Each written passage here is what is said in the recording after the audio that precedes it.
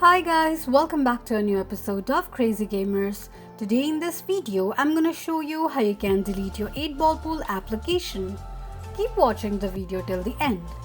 To delete your 8-ball pool application, firstly go ahead and launch open your app list.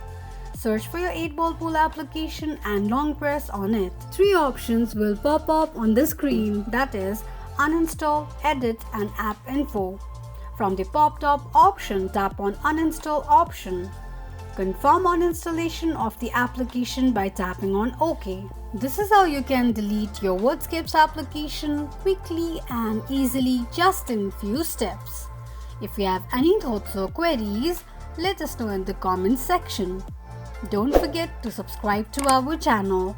Also, press the notification bell icon so that YouTube will notify you whenever we post a new video.